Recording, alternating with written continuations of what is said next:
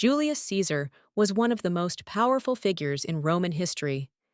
His military skill, political strategy, and reforms changed the Roman Republic forever. He led great armies, won many battles, and ruled Rome as a dictator. But his rise to power made him many enemies, leading to his tragic end. His assassination on the Ides of March was a turning point in Roman history. It ended the Republic and led to the rise of the Roman Empire. Caesar's early life and political career helped shape his future success. Born into a noble family, he gained influence through military achievements and clever alliances. His ambition and intelligence allowed him to form the First Triumvirate, an alliance with two powerful men, Pompey and Crassus. This group controlled Roman politics for years, but conflicts between them grew, leading to a great civil war that changed Rome forever. Caesar's military campaigns in Gaul made him a war hero. His victories expanded Rome's territory and increased his personal power. However, his growing influence made the Senate uneasy. They saw him as a threat to the traditional system of government. In 49 BC, Caesar defied the Senate's orders and crossed the Rubicon River with his army. This decision started a civil war in Rome. After winning the war, Caesar became the most powerful man in Rome. He introduced many reforms to improve the government and help the poor. He changed the calendar, gave land to soldiers, and granted citizenship to many people. His rule brought stability, but also fear among the Senate. In 44 BC, he was named dictator for life. Many senators believed he wanted to become a king, which led them to plan his murder. On March 15, 44 BC, known as the Ides of March, a group of senators assassinated Caesar. They believed they were saving the Republic from his rule. However, his death caused more chaos. His supporters, including Mark Antony and Octavian, fought against his killers in another civil war. This war ended with Octavian taking control of Rome. He later became Augustus, the first emperor, marking the start of the Roman Empire. Julius Caesar's life and death changed history forever. His actions destroyed the Republic, but helped create the Roman Empire. His military tactics and writings are still studied today. His name became a symbol of power, inspiring future leaders. The title Caesar was used by later emperors, and even words like Kaiser and Tsar come from his name. Julius Caesar was born on July 12, 100 BC, into a noble family called the Julii Caesaris. They claimed to be descendants of Aeneas, a hero from Troy. His family was respected, but not very powerful in Roman politics. However, Caesar's ambition and intelligence helped him rise above his position. His uncle, Gaius Marius, was an important general and leader. Marius's influence gave Caesar early exposure to politics and military life.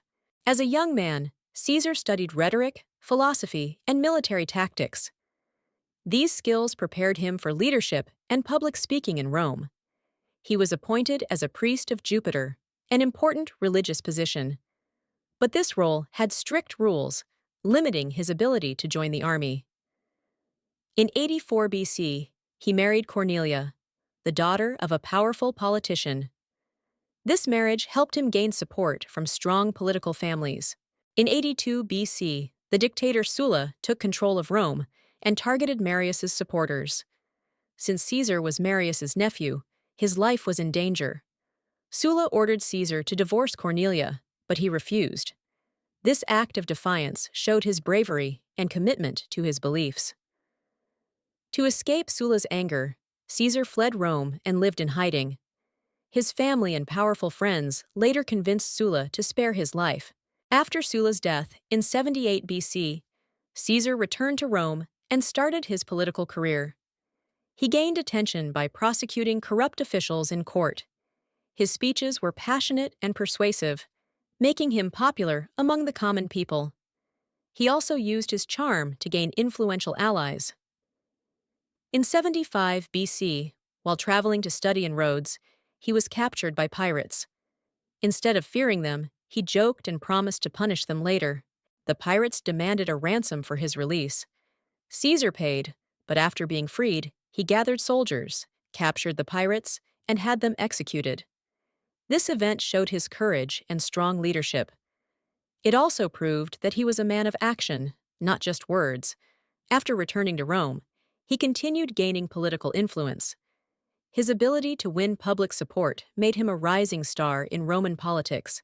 In 69 BC, both his wife and his aunt died. During their funerals, he publicly honored his uncle Marius, defying the Senate's wishes. This act gained him popularity, but also made powerful enemies. However, Caesar knew how to balance risk and reward in politics. After serving as a military officer in Spain, he returned to Rome, ready to take on bigger challenges and move closer to power. After gaining experience in politics and war, Caesar aimed for higher power. His next goal was to become consul, the highest office in Rome. However, the Senate was controlled by powerful elites who did not support him. To gain influence, he formed a political alliance. In 60 BC, he partnered with two of Rome's most powerful men, Pompey the Great, a general, and Crassus, the richest man in Rome. This partnership became known as the First Triumvirate.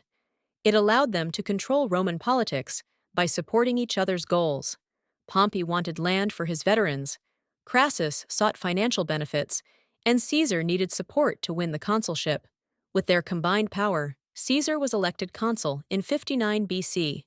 However, his co-consul, Bibulus, opposed him and tried to block his actions. Caesar ignored Bibulus and passed important laws, including land reforms to help poor citizens and soldiers. This made him popular among the people. Many senators were angry, but Caesar had the support of Pompey and Crassus. His bold leadership made him a dominant force in Rome.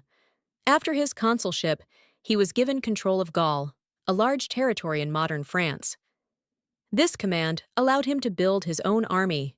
The Gallic Wars began in 58 BC.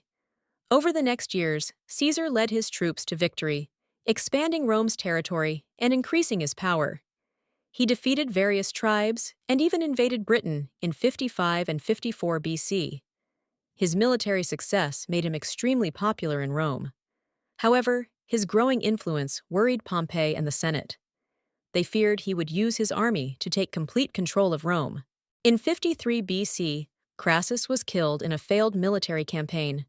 Without him, the alliance between Caesar and Pompey started to fall apart. Pompey sided with the Senate and turned against Caesar. They demanded that Caesar give up his army and return to Rome as a private citizen. Caesar knew this was a trap. If he returned without his army, his enemies would destroy him. He had to make a life-changing decision. In 49 BC, Caesar made his choice. He led his army across the Rubicon River, a direct challenge to the Senate's authority. This action started a civil war between Caesar and Pompey. Rome was about to experience one of the most dramatic conflicts in its history. The triumvirate had collapsed, and now Caesar and Pompey would fight to determine who would control Rome's future. After securing a political position, Caesar focused on military conquest. His governorship of Gaul gave him the chance to expand Rome's borders. In 58 BC, he began a series of wars known as the Gallic Wars. His goal was to defeat the local tribes and make Gaul part of Rome. The Gallic tribes were strong and often united against Rome. However, Caesar used strategy, discipline, and speed to gain victories. One of his first major battles was against the Helvetii, a migrating tribe. They tried to move through Roman territory, but were stopped by Caesar. He defeated them at the Battle of Bibracte, forcing them to return home. This victory made him popular among Romans and his soldiers. Soon after, he turned his attention to Ariovistus, a Germanic king. This leader had taken land from the Gauls and was seen as a threat. Caesar marched his legions against Ariovistus and won a decisive battle. This secured Rome's control over eastern Gaul and stopped further invasions. In 57 BC, the Belgae, another powerful tribe, formed an alliance to resist Rome. Caesar's army fought and defeated them after many battles. The Belgae's defeat showed Caesar's military skill. He used surprise attacks, strong defenses, and clever positioning to crush his enemies. In 56 BC, he focused on the Veneti, a coastal tribe that controlled trade routes. They had a strong navy and resisted Roman rule. To defeat them, Caesar built warships and trained his soldiers in naval combat. His forces won by destroying the enemy's sails and boarding their ships. By the end of the campaign, almost all of Gaul was under Roman control. However, Caesar's biggest challenge was yet to come. In 55 BC, he surprised everyone by leading a brief invasion of Britain. He wanted to weaken their support for the Gauls and test their strength. His first attempt was unsuccessful due to strong resistance. But in 54 BC, he returned with more soldiers and forced British tribes to surrender. Despite this success, trouble was growing in Gaul. Many tribes were unhappy with Roman rule and began planning a large rebellion. In 52 BC, Vercingetorix, a powerful Gallic leader, united the tribes against Caesar. They fought many battles, leading to the famous siege of Alesia. Caesar built walls around Alesia, trapping Vercingetorix inside. When reinforcements arrived, he built another wall to protect his army. After weeks of fighting, the Gauls surrendered. This victory ended the Gallic Wars and secured Caesar's place as Rome's greatest general. After the Gallic Wars, Caesar was more powerful than ever. His victories made him popular, but they also made the Senate and Pompey fear him. The Senate, now allied with Pompey, ordered Caesar to disband his army and return to Rome. They wanted to strip him of his power. Caesar knew that if he returned without his army, his enemies would arrest him. He had to choose between surrender or war. In 49 BC, Caesar made his decision. He marched his army across the Rubicon River, an act of rebellion against the Senate's authority. By crossing the Rubicon, he declared war on Pompey and the Senate. This event marked the beginning of a brutal civil war. Pompey and the Senate fled Rome, realizing they could not fight Caesar's experienced army without preparing first. Caesar entered Rome without a fight and took control of the government. But Pompey had gathered troops in Greece, ready to challenge him. Instead of fighting in Italy, Caesar moved quickly to Spain, defeating Pompey's allies there. This left Pompey with fewer resources. After securing Spain, he returned to Rome, took full control, and was named dictator. But the war with Pompey was far from over. In 48 BC, Caesar sailed to Greece to face Pompey's army. At the Battle of Dyrrhachium, Pompey defeated Caesar, forcing him to retreat. Despite the loss, Caesar regrouped his forces. Later that year, he confronted Pompey again at the decisive Battle of Pharsalus. Pompey's army was larger, but Caesar used brilliant tactics to win. Pompey fled to Egypt, hoping to find safety with the pharaoh.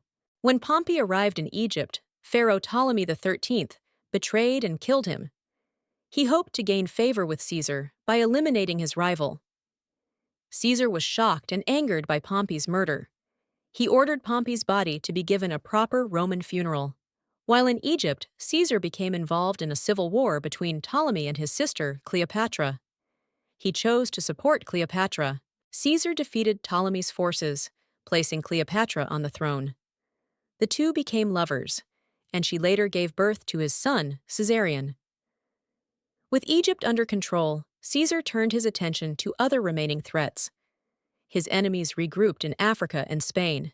To end the civil war completely, Caesar marched his forces into battle once more. The fight for Rome was not yet over. After defeating his enemies, Caesar returned to Rome as its most powerful leader. In 46 BC, he was declared dictator, giving him total control. Unlike previous dictators, who ruled only for emergencies, Caesar was given the position for 10 years. Later, he became dictator for life. This decision made him both respected and feared. His supporters saw him as a strong leader, but others worried he would become a king. As dictator, Caesar introduced many reforms to improve Rome. He reduced debt, controlled food prices, and created jobs for the poor. One of his biggest achievements was the Julian calendar. He changed Rome's old system, making a 365-day year with leap years. This new calendar, with some later changes, is still used today. It was one of the longest-lasting contributions of Caesar's rule. Caesar also granted Roman citizenship to more people, especially those in distant provinces. This gave them the same rights as Romans. He rewarded his soldiers with land and made new colonies where veterans and poor citizens could settle and build better lives. These actions increased his popularity with common people and soldiers, but they also made Rome's elite angrier. They saw him as a threat. To strengthen Rome, Caesar started a massive building program. He repaired roads, built temples, and expanded public spaces. He also planned a grand library and wanted to drain marshes to create more farmland, showing his vision for a greater Rome. His projects gave many people jobs, improved trade, and made Rome a richer, stronger city than ever before. Caesar changed the government to weaken corruption. He increased the Senate from 600 to 900 members, adding more of his allies. Many senators saw this as a way for him to control the government. They believed he was turning Rome into a monarchy. His growing power created enemies among the Senate. While he ruled fairly, many feared he would never give up his position. By 44 BC, Caesar had achieved more than any leader before him. He brought stability and strength, but his power made him a target. He ignored warnings about plots against him. He trusted his enemies, believing that mercy would keep them loyal. However, his enemies saw his rule as dangerous. They believed the only way to save Rome was to kill him. By early 44 BC, Caesar was at the height of his power. He controlled Rome completely and was declared dictator for life by the Senate. Many people feared he wanted to be a king. Rome had once been ruled by kings, but they were overthrown to create the Republic. The idea of one man having absolute control worried many senators. They saw him as a threat to Rome's traditions and freedom. A group of senators, led by Brutus and Cassius, began plotting to kill Caesar. They believed his death would save the Republic. Brutus was one of Caesar's trusted friends. Cassius convinced him that Caesar was becoming a tyrant and had to be stopped. More than 60 men joined the plot. They decided to strike on March 15th, a day known as the Ides of March. Caesar had been warned about the danger. A soothsayer told him to beware the Ides of March, but he ignored the warning. On the morning of March 15th, his wife Calpurnia begged him not to go to the Senate, fearing a bad omen. Despite her fears, Caesar decided to attend the Senate meeting. He believed he was too powerful to be harmed. As Caesar entered the Senate, the conspirators surrounded him. One of them grabbed his toga, signaling the attack to begin. The senators drew their daggers and stabbed him multiple times. He tried to fight back, but there were too many attackers. When he saw Brutus among them, he reportedly said, "Et tu, Brute," meaning, "You too, Brutus?" Then he collapsed and died. After the murder, the assassins expected to be praised as heroes.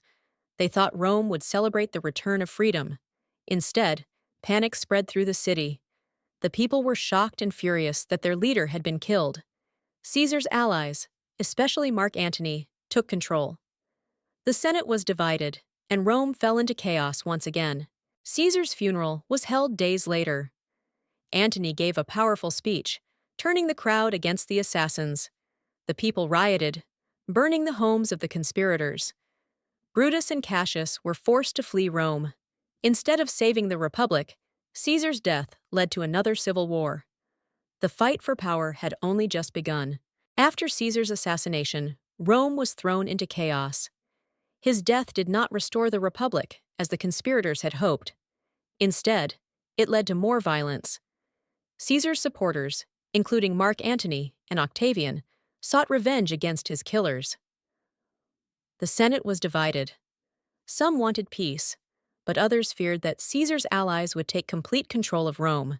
Mark Antony, one of Caesar's closest allies, gave a powerful speech at his funeral. He turned the people against the assassins. The citizens of Rome were furious. Riots broke out, and the conspirators, including Brutus and Cassius, were forced to flee. Antony then allied with Octavian, Caesar's adopted heir, and Lepidus. Together, they formed the Second Triumvirate. The Second Triumvirate launched a campaign against Caesar's killers. In 42 BC, they defeated Brutus and Cassius at the Battle of Philippi. With the assassins dead, Rome was ruled by Antony, Octavian, and Lepidus. But tensions between them soon led to another civil war. Antony allied with Cleopatra in Egypt, while Octavian gained power in Rome. This conflict would decide the future of the empire. In 31 BC, Octavian defeated Antony and Cleopatra at the Battle of Actium. This victory made him the most powerful man in Rome. Antony and Cleopatra both took their own lives. With no rivals left, Octavian returned to Rome and ended the civil wars. In 27 BC, he took the title Augustus, becoming Rome's first emperor. This marked the beginning of the Roman Empire. Caesar's legacy shaped the future of Rome. His rule inspired later emperors, and his name became a symbol of power. The title Caesar was used by Roman rulers for centuries. Even the words Kaiser and Tsar come from his name. His reforms, including the Julian calendar, had lasting effects. His military strategies are still studied by historians today. Although Caesar's life ended in betrayal, his influence never faded. He changed Rome forever, paving the way for the empire. The Republic never returned. The Roman Empire lasted for centuries, ruling vast lands and shaping Western civilization. Julius Caesar remains one of history's greatest leaders, remembered for his ambition, military genius, and political vision.